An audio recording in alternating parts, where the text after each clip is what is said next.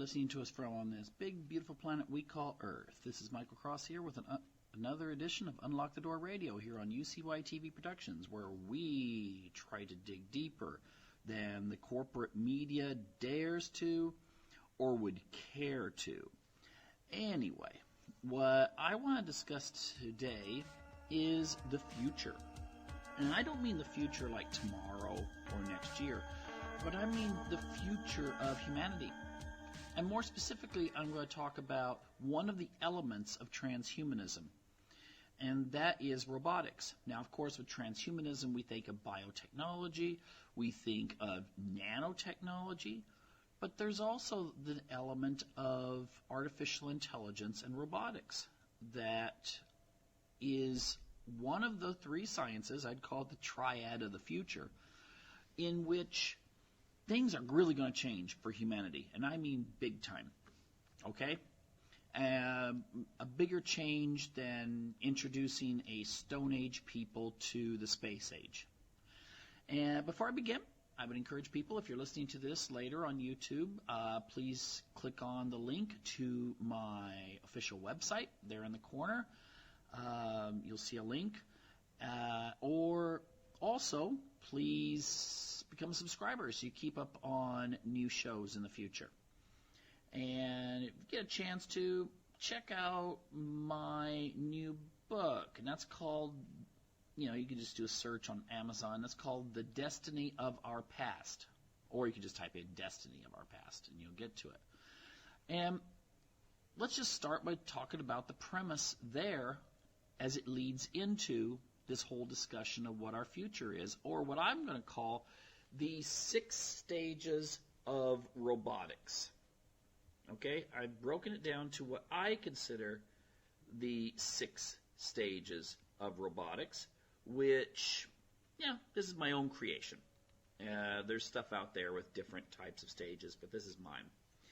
So anyway, in my book, The Destiny of Our Past, it's set during the era of Noah, the Atlantean period, and it's like 12,000 years ago.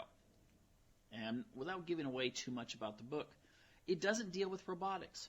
It does deal with transhumanism in regards to biotechnology and what would happen to a society in which you could live forever. Well, maybe not forever, but at least centuries. And what that would be like.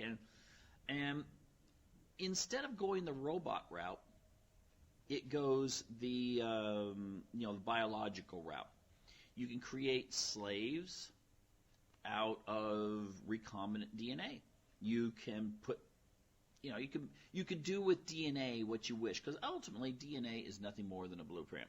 Okay, you can mix and match, and of course there's disastrous results, disturbing results, and so forth. But hey, that's enough of my book there. Check it out if you want more information, The Destiny of Our Past. Now, if you study history or anthropology or both, the thing that you're left with is how the Industrial Revolution, when we started specializing in making things instead of just being able to do everything for ourselves. We grow our own food, we make our own furniture, we build our own houses. The Industrial Revolution changed that.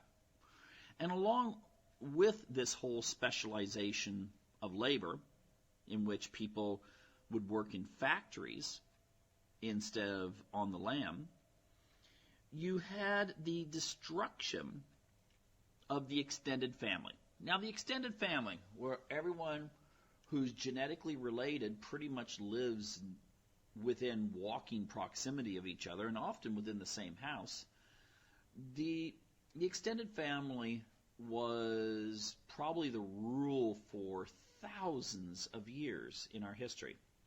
It gave us a certain identity. It kept our traditions alive. It kept the culture going, because everyone worked together of all ages, grandma, grandpa, various children of that union originally, and then their children. So you had this sense of community that was based on kinship or blood. The Industrial Revolution changed that because all of a sudden people left their villages. They left this kind of, this system in which they found comfort in and went into the cities. And, they even changed our DNA because usually if you lived in a village, you were pretty isolated within your DNA as well. So you wound up getting, married to people that you were at least part of the same clan. But when people moved to the cities, you had people just in England, you would have hundreds maybe of different clans of people. The Scottish still keep this kind of alive, at least in tradition. But this meant a whole bunch more than just the color of your kilt.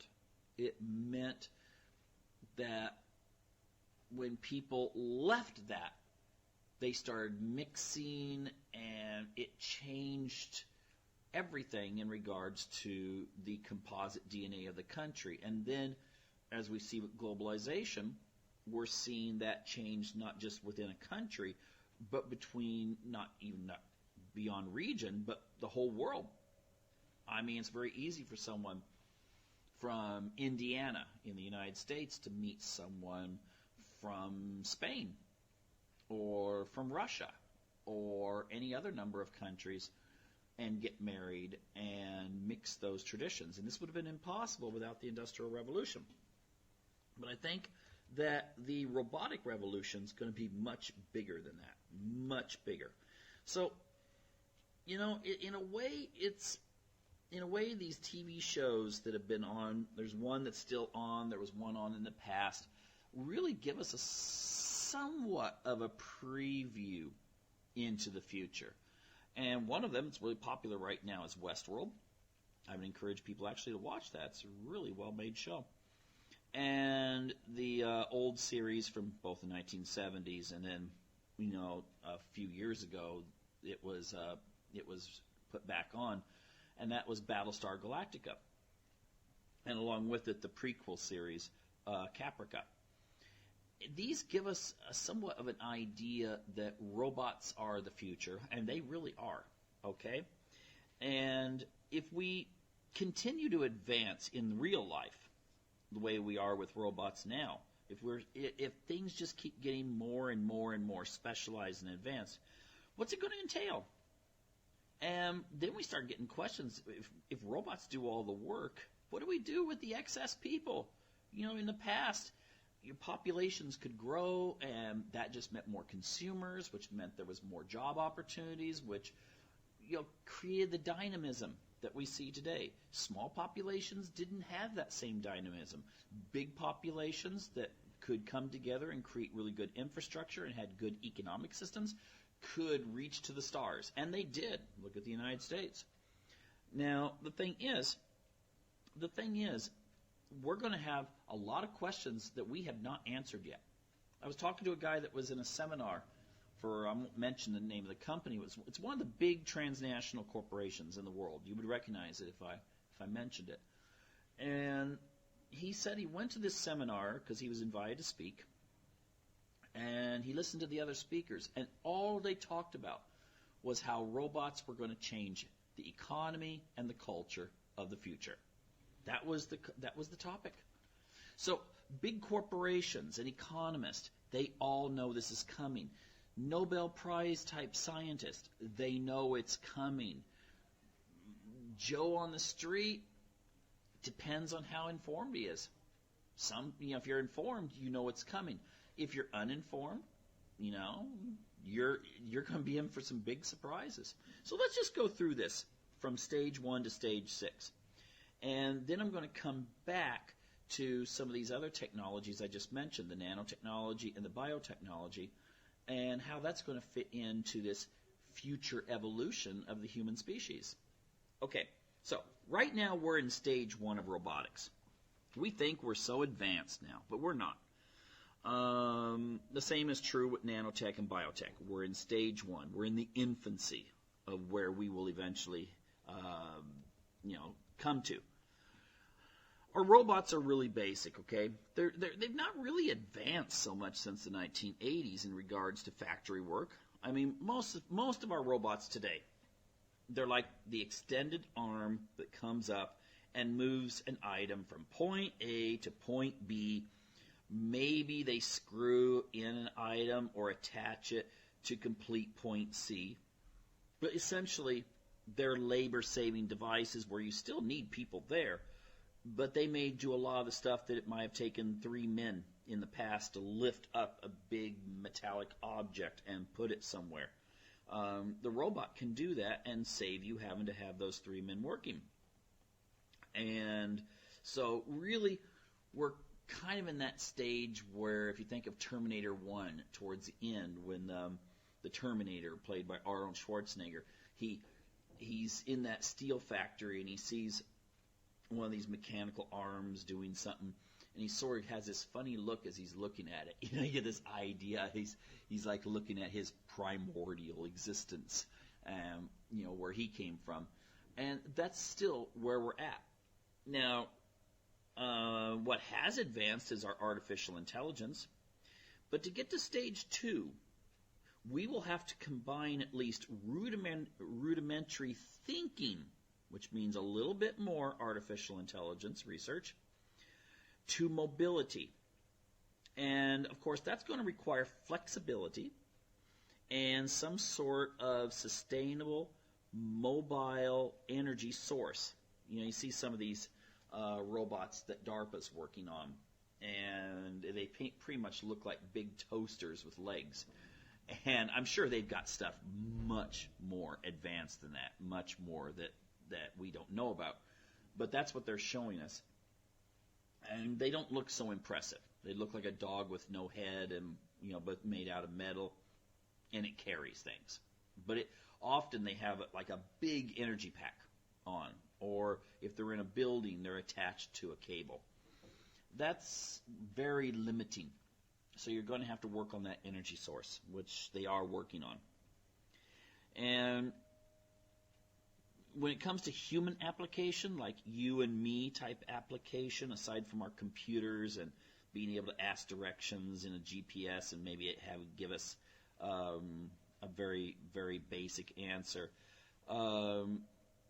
pretty much the human application is very low.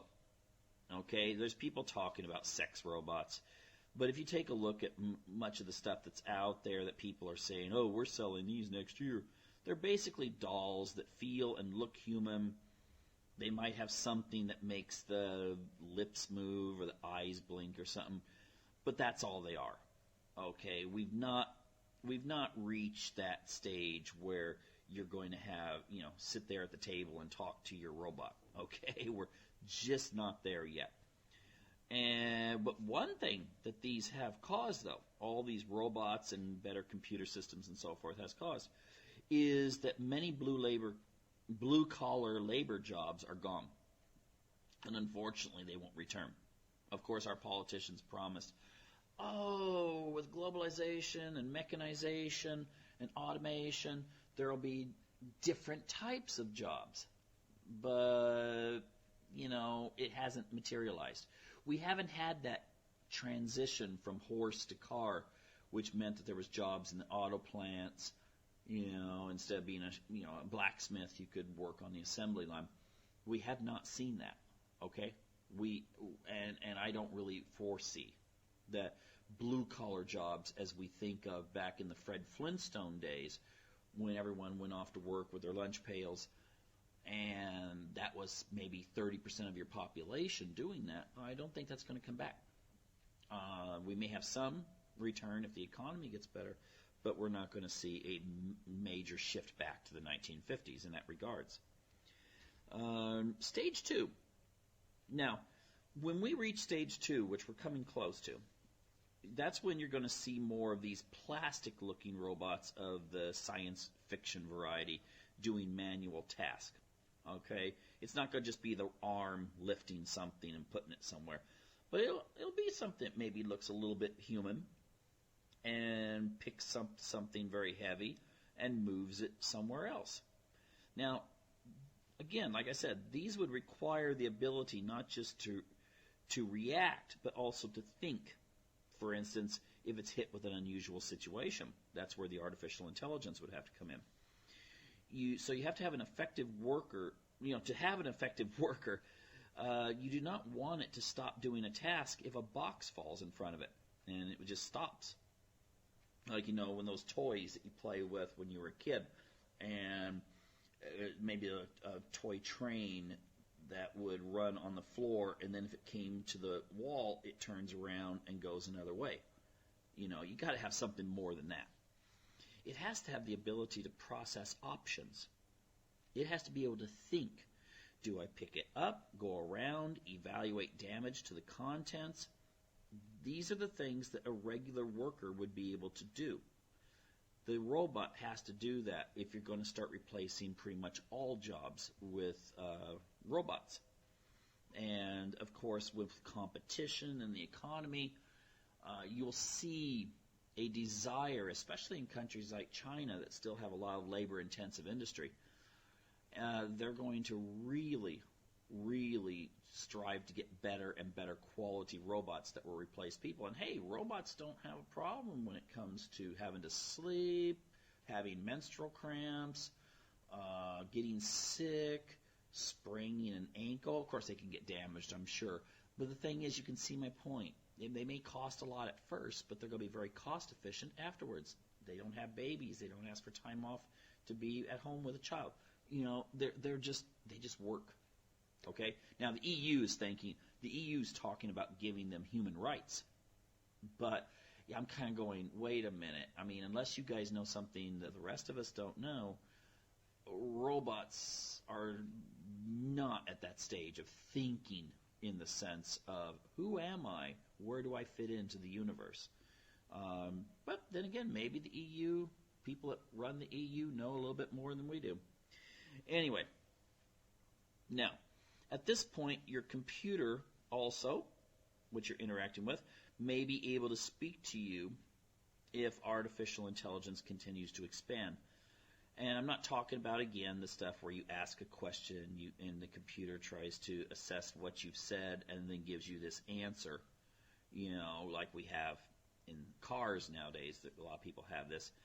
I think it would be more like the old computers in the old Star Trek series, where you can actually maybe have somewhat of a conversation with the computer, and they'll be able to problem solve with you.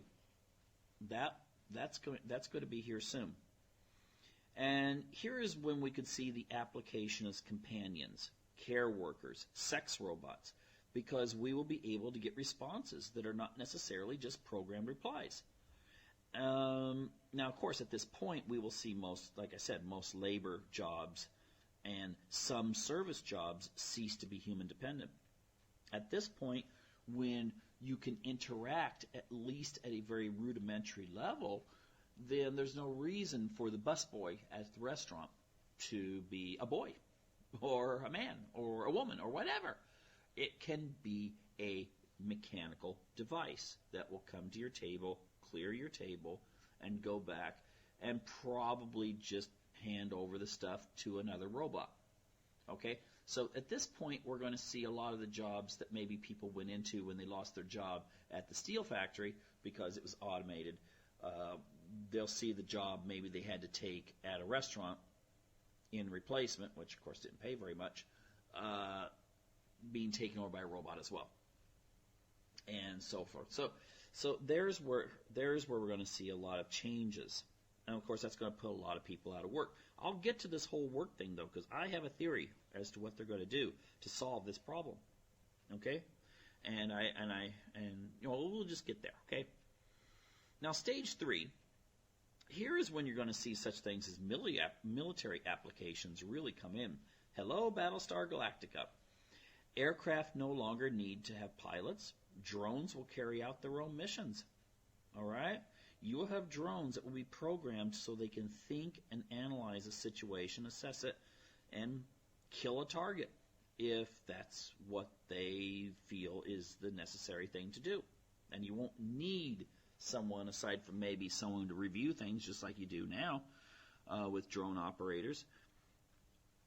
This is where people start getting a little worried.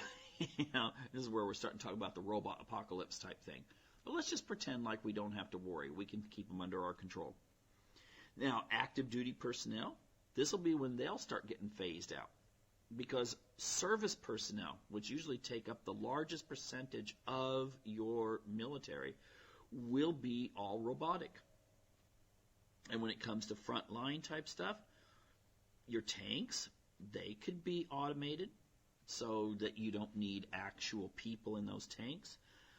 The pretty much all of our really technological devices could be instead just taken over by artificial intelligence devices that will do the trick. Now, you may still need human beings, but then I think in the next stage, you won't so much need even human beings to go door to door if you're like fighting in another country or to be on the front lines. It'll all be robot. Now, at this point, almost all service jobs are gone. Small entrepreneurs, where you have to sell things that are, creative. People like nurses and artists and so forth will still exist. Notice I didn't say doctors. Doctors just assess what the problem is. And by this time, I think you won't need human doctors. They will, assessment can easily take place a variety of ways, but it will not need a human doctor. It'll all be calculated out. And then you will still have someone that'll hold your hand when you get out of an operation. But again, very emotionally based care type things. They'll still be there, but most of your other jobs are gone. Most lower level business jobs no longer outsourced. Okay, so you're not going to worry about your job being sent to Bangladesh. You're going to be worried about your job just being given to a robot. The robots will be more efficient in whatever task they're given. And at this point, if you decide, well, I'll be a sex worker, most of your sex workers will be robots by this point, because they will look and appear human. They may be a little slow and sluggish, the ones that are out there on the public, but I think the ones the rich people will have, they'll be almost indistinguishable from real human beings. Okay? Because instead of the hydraulics and so forth, it'll be synthetic. Again, similar to like what you see on Westworld. You'll have flexibility. It won't be like you're holding a toaster's hand. It will be like you're holding a real person's hand. Okay? Now, this gets us into Hello Westworld, Stage 4. As advances in robotics allow for more, complete flexibility of all movement, and synthetic material and organic can be connectable. You know what I mean? You lose your hand. Well, we need to put another hand on there. But instead of, let's say your hand gets ground up in something. There's no way you can sew it back on. You put an artificial hand on, and then all the nerves are able to grasp onto and connect and rewire to where that hand, even though it's synthetic, will be just like a human hand. Okay, we're working on some. I've seen some stuff I didn't believe when I first heard that you can put a chip in someone's arm and it starts getting integrated within the human person's arm. Well, that we're still at kind of an infancy stage there. When we hit stage 4, that's when things really start changing. Now we're entering the era of cybernetics. Here's where we can replace our bodies. In fact, maybe only have your brain and spinal cord placed into a superior body. And you may think that's, whoa, would I want that? Well, let's say you're 85 years old, you don't get around so well. Now, of course, this is, ignoring nanotech, which could change that. But let's just say you're not getting around so well anymore. You're 85 years old. But you can go in and have your brain removed and put into a 20-year-old version of you. You still have all your memories. You are who you are. You could feel stuff. You might, who knows, probably need a little time to connect all the wires, your organic nerves and the synthetic nerve endings.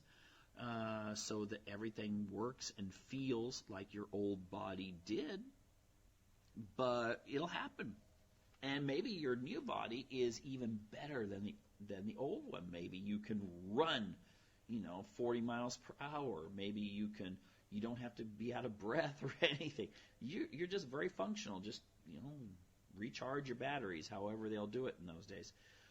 But a lot of people will not just do this because of, see, when we hit this stage, you may see people start thinking, well, why not just actually do this because it's better? Okay, and that's what I mean, cybernetics. And but I'll come back to that in just a moment. All of our jobs at this point are replaced. We've reached the stage that computers are self-aware, and there's no need for humans to even invent anything anymore. In fact, some people call this a singularity point, where the computer is so many thousands or millions times smarter than we are to put everything together. And so maybe you go in and say, how do I develop a hand that can attach to a body that will work perfectly as a hand? The computer comes up with a process. Maybe, and this gets into the biotechnology, and this is not out of the realm of possibilities. This is one thing I deal with in my book, The Destiny of Our Past. And that is the idea that once you have a computer system that can interpret exactly what gene would link with what gene to cause what characteristic, and that you can create any species, you could create a centaur. Okay, you really could. You just you have to know how everything would line up so it turns out that you get a living, functional centaur. But at this point, no one has to do it themselves anymore. Humans are unneeded for that.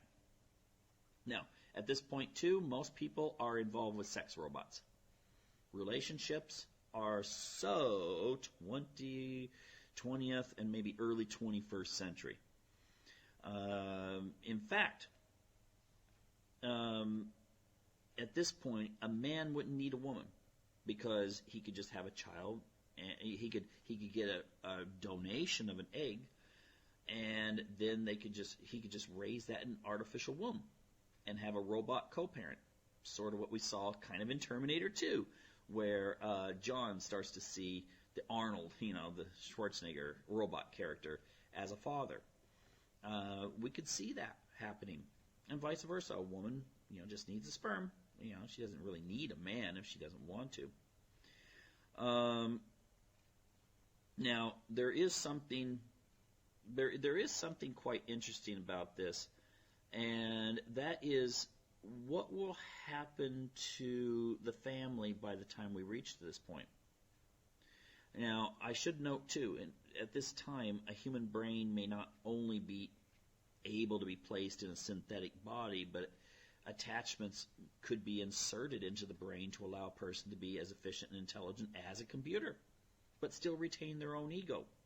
Of course, by this time, the opposite could also be true, where people could have their individual egos erased as they merge into the machine, essentially becoming extensions of the computer. I talked to a young woman the other day about this kind of concept, and she said she would so love to have that option to do. I'm like, excuse me, wouldn't that mean you would die? But she said, yeah, but my body would still be there, and I'd be an extension of the machine. And so everything would be perfect. I said, yeah, but you would cease to exist. And she's like, yeah, whatever. What is the ego anyway? And I'm like, whoa. But then she said a lot of people that she knows that would probably go for it too. This kind of nirvana of emptiness, that and so forth. But then again, you could also have a situation in which people would, they might just try to micromanage it just a little bit here, a little bit there, or they could go all the way. But the thing is, at this point, your brain will no longer just be the brain. It's going to have attachments, just like maybe you have your legs removed so you could put on some better legs that work 10 times better, but look actually absolutely identical to the legs that you originally had, or much better. Who knows? Now this gets us to stage 5. Now, I would think that by the time you hit stage 5, perhaps you'd only have a small population of authentic humans existing on the Earth. By this time, Earth is pretty much no longer human-based the way we think of it today with our population of around 7 billion.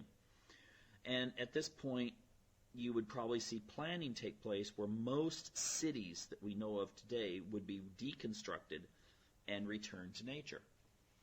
And when I say a small number of authentic people, probably the elite. Probably the very elite. Because earlier, and I'm going to talk about this here, just hold on here, I'm going to talk about it. Earlier, people would have been phased out, no longer needed. And this is, you could get down to maybe a population, maybe the population grows for the next few decades, gets up to maybe 9 billion. But then it could be within 100 years down to maybe a third of that. In another 100 years down to a third of that. Or even quicker. Who knows? But I have my reasons for this happening. But then you would maybe even see entire continents that would be labeled as wildlife preserves. Now, stage 6, this is possibly human extinction. I have read a lot of stuff that scientists have said in the recent couple of years, saying if we get in contact with other worlds, make contact with other planets, it may be that it will not be with organic organisms. It will be, if we reach another planet's civilization, that they would have already gone through this period and become, synthetic. That by this point, maybe even having the brain of whatever we would call human at this time would be seen as burdensome. And so your robot descendants would meet up with robots from another world, and so on and so forth. And I don't know, to me that sounds rather dismal. It is one direction we could take, but it is a possible direction. I still think, though, that we would still have people, even if it was just the elite, and a small professional class to take care of them, that there would still be humanity. And I really do believe that will continue on indefinitely in that sense. But you could wind up with a complete overhaul of things. Now, let me explain, though, what I think could lead to the things I've talked to. Now, we have not yet really come to the point where we can grapple with replacing our jobs between stages 1 and 2. Okay, now there are ideas. Some people have suggested a guaranteed income. And that people would, then they'd still go out and buy things. So basically the companies, they make stuff, they have to pay taxes on it. And then those taxes go back to guaranteed incomes, and then people buy the products from the companies. Karl Marx talked about this idea that the utopia would eventually arrive where machines do all the work for us. I don't think he envisioned this, but he did talk about machines taking over, and so no one had to go out there and work and sweat and, put their lives in danger building things and so forth. So this guaranteed income would be the solution. Now you're probably thinking, okay, well, what's everyone going to do? Well, here's something. You take a look. You should look up United Nations 2030 Agenda for Sustainable Development. Now, a lot of the stuff that's coming out of the UN and various think tanks is an idea of creating population centers where almost all humans live in urban areas. They're small urban, what would you call it? You would have small apartments. And with those small apartments, if you throw in this whole idea of a guaranteed income, My speculation is that it would be enough income to perhaps, be comfortable, maybe a little bit bigger than a college dorm or something. But, I'm thinking this. During the Soviet era, the Kremlin promoted childbirth. They even gave medals to women, Mother of the Revolution Award, if they had 10 kids. But urban dwellers generally only had one kid, even with all the propaganda about how wonderful having 3 kids would be, due to the small living accommodations. So my guess would be, first of all, that there might be enough room in one of these apartments for maybe one kid.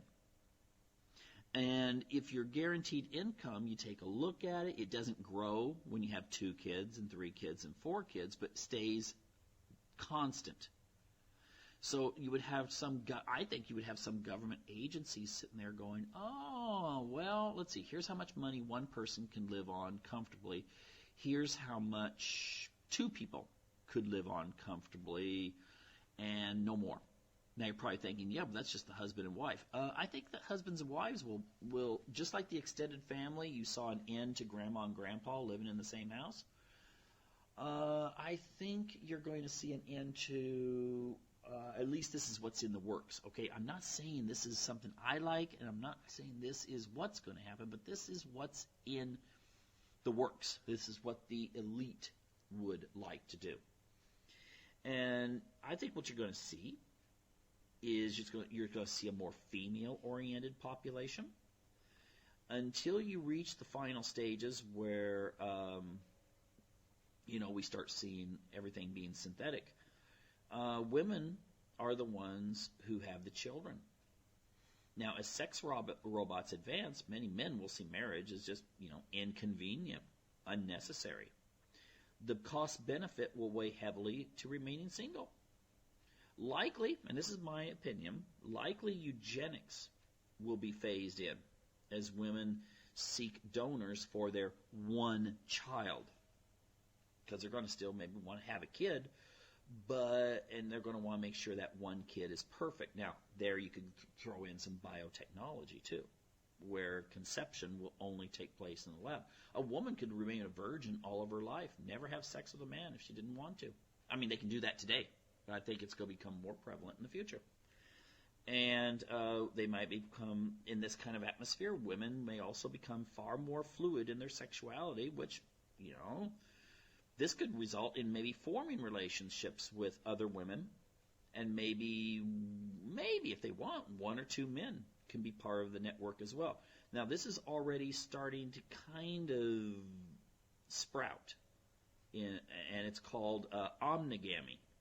And this is like setting up a chart, a corporate chart, where maybe this person, they're all connected, but they're living their individual lives, but as long as they're part of the network, they kind of have the benefits, of being married. So within a network, again, I'm just saying what could be a possibility, because this is what some polyamorous families look like today.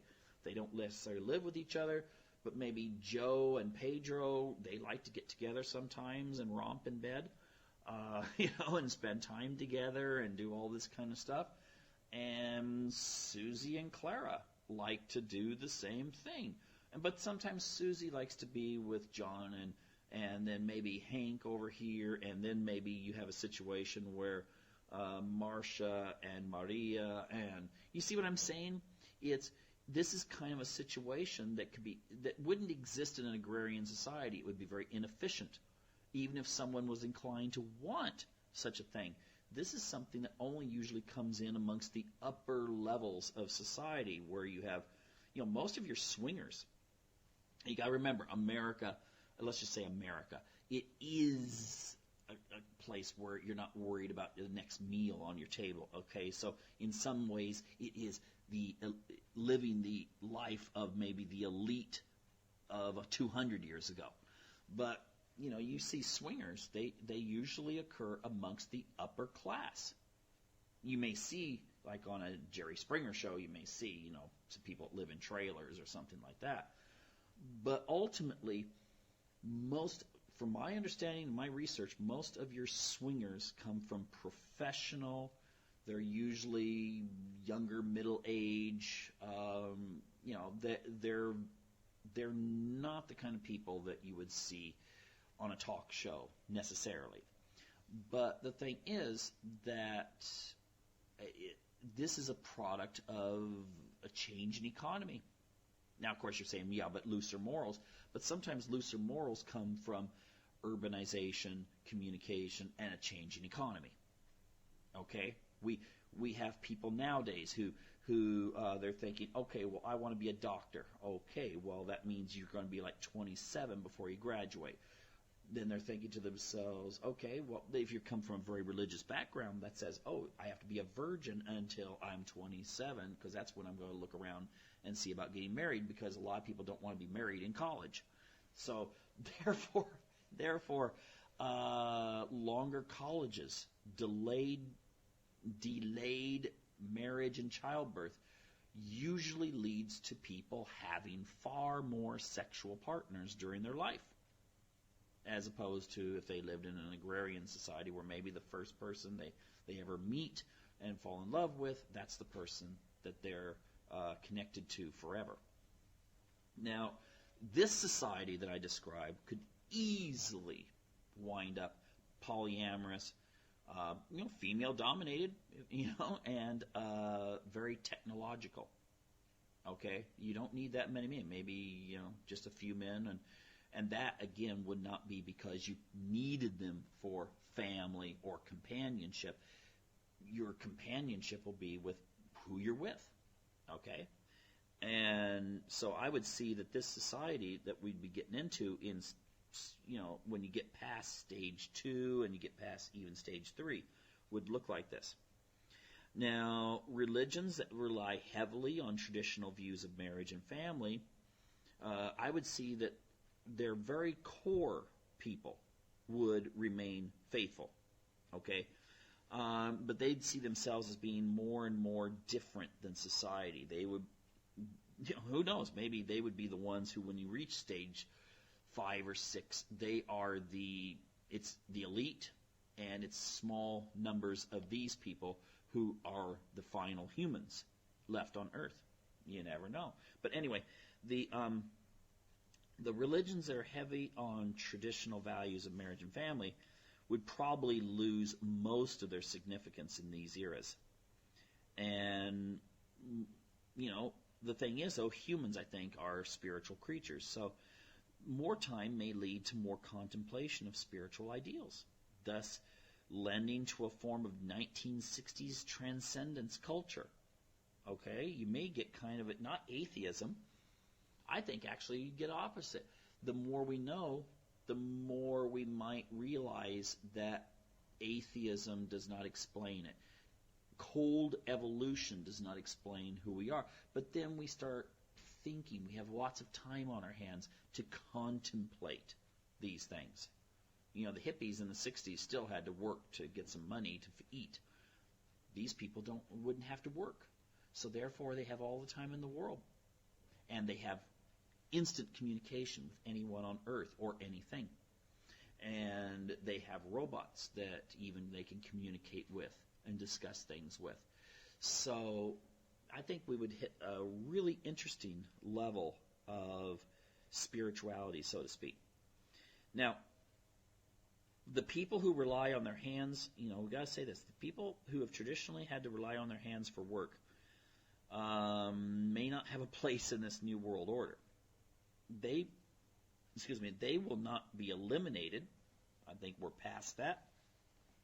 But the only thing you really will need to do, I think we're already starting this in stage 1, but definitely from stage 2 on, you have to get them to stop reproducing. Okay? You have to get them focused on other things. I don't know. You can get them focused on consumerism. You can constantly, through their media, make it look like, oh, family, that's not so big a deal. You distract them. And the way you see birth rates plummeting in countries that they went from working class to affluent. Very quickly, you see their birth rates plummet the fastest. Countries such as Japan and Italy and Spain, barely any kids being born. So this is something that can be applied worldwide. And I think social planners know this for a fact, and it's not that difficult to really reduce birth rates under these circumstances, especially from stages 2 on. And then what you have to do is probably get the middle management classes as well. So as we don't need any of these people to do work anymore, then we figure that we just, again, distract people. Make the norm that one kid. You don't do it like, there's been some countries that have tried doing it very with draconian measures, and they're successful. But then there's other countries, like I said, Italy doesn't have any kind of thing. In fact, Italy encourages people to have kids, but yet you only get one per woman. So I don't think it would be too far-fetched to believe that you could reduce it even more to where maybe only one woman out of 4 wants to have a baby. And you just go on and on and on like this. Again, you can, even without this whole minimum guaranteed income to replace work, I think you could still do this anyway. But if you throw that minimum income in and you control it in such a way that you make it difficult for someone to want to have more than one kid, then that's going to make it even more effective. Again, I think what you're going to have in these cases is you're going to have an elite. You're going to have a group of professionals they rely on, people like, because I think they would still want to have people like doctors and so forth. But, there will be professionals, the technicians, unless robots can replace them too. But, again, it's going to be a very small percentage of the population that would basically survive this. Again, there's a parallel there to my science fiction book. But, again, this may not happen, but I don't see anything that's really going to stand in the way of this automated future, unless there's some sort of economic catastrophe that would delay it, but not eliminate it. Some sort of war, which, of course, if you have to rebuild civilization, but eventually we would reach the robot stage again. So these are things we have to grapple with, and you got to decide: would you want you and your descendants to be part of the masses? They'll just be like, oh, look, the trinkets, and then you just get phased out. Would you want to be one of the ones who's like the holdover, that it refuses to be phased out? Again, I think that would be a small percentage, really, of the population, but it would be people that would do this. And then you would have the elite, who would have all the benefits of this technology, but still not be phased out from it. And this is just something we do have to grapple with, because it's not going away, and it's just coming at us. It's it's almost like jumping out of an airplane without a parachute. You may think, oh, look, that's a long ways away down there. That's 37,000 feet. I have nothing to worry about. But it's going to catch up to you. And these are issues that I think are going to be quite fascinating. And, we should try to keep our ethics alive and well, and keep an eye on these people that want to modify, well, not just the world, but us.